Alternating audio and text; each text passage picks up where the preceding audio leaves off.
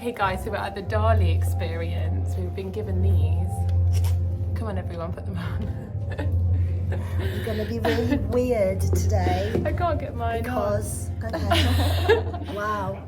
Well, nothing's 3D yet, but I'm sure it will be. We're looking forward to seeing some melting clocks, aren't we, guys? Yeah, I don't know enough about Dali, despite being an artist, so I'm excited to find out more. How about you, Jo? I'll fill you in a bit. Okay, what? He's a surrealist painter. He's Spanish, and he took a lot of drugs. And basically, didn't they all? Basically, I think that's where I'm going wrong. A lot of his art has themes, like he will often feature himself in his artwork and his partner, who was, is it Gaia, I think?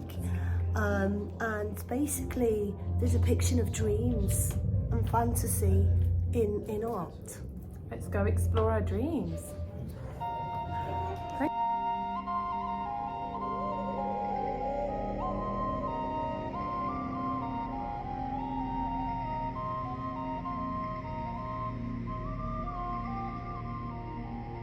So I went down to the Dali Experience, which is based on Brick Lane. When you first walk in, you get these timelines of his life and a lot of information about him, which I found really interesting because I didn't know enough about Dali. I only really knew the basics. So we learnt that Dali was very interested in technology from a very young age. And this is really no surprise if you think about the period that he lived in. So he would have been growing into a young man in the 1920s. And this was a point in history where a lot of things that scientists had been working on for decades were starting to become a part of daily life. For example, the car was becoming a fixture of everyday Americans' lives.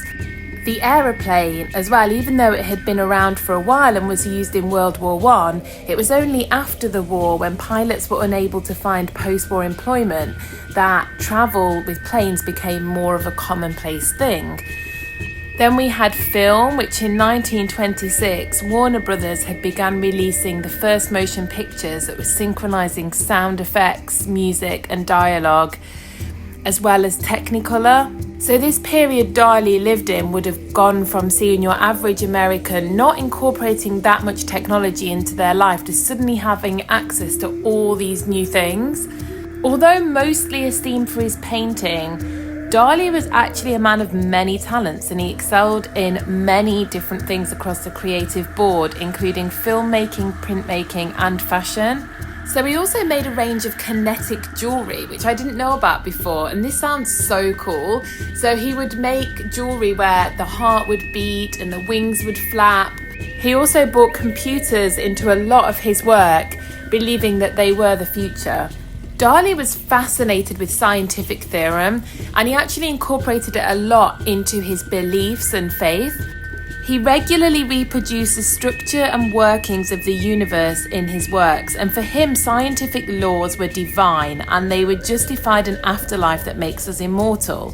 He often also incorporated sacred geometry into his work and was fascinated by a book called Divine Proportion. The book stated that God created the world according to the perfect golden geometry. We call it the golden ratio, and that's what makes everything so beautiful. And he incorporated a lot of this into his paintings. I really liked this quote by him: "Thinkers and literati can't give me anything. Scientists give me everything, even the immortality of the soul."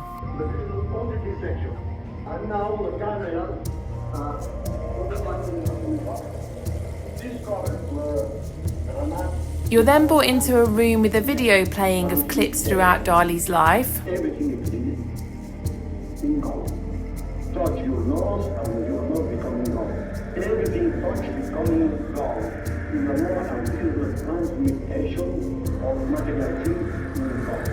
And it's like almost with the Then you have one of these images that looks differently depending on where you look at it from. So it's supposedly a woman, well, an abstract up close, then it becomes a woman, and then it becomes an ear. I don't think it looks very clear in this video, unfortunately. So then you go into this room where you get the chance to create your own Dali on a computer screen. So you get to choose from a range of shapes, from an eye, a bug, and a few other choices. And then you can colour them in, and the colours do blend as well.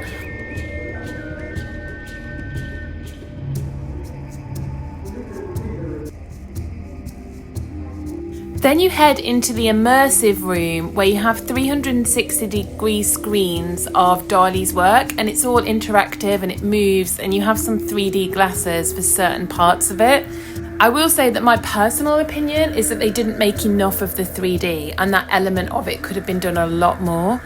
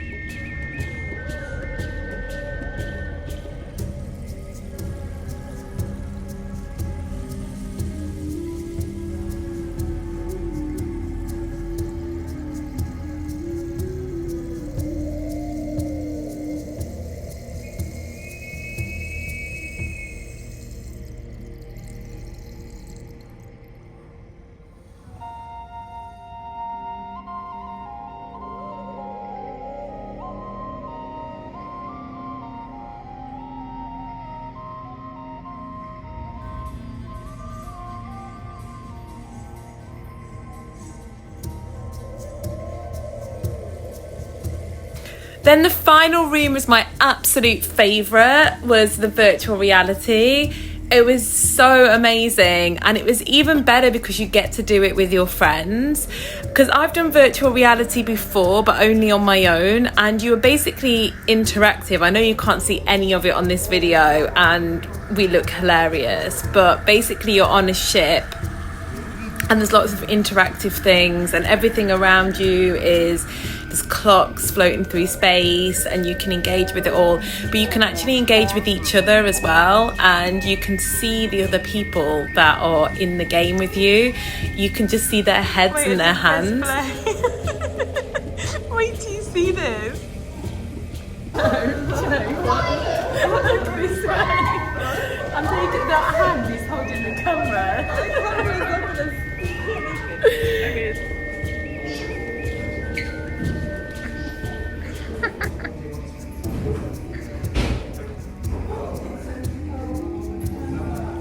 Joe?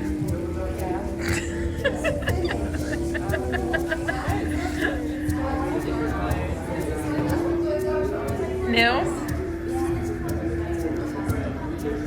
Then you have one last little interactive bit before exiting through the shop, and there's a coffee shop which was closed when we left because we had the last slot, and a little space where you can drink it outside.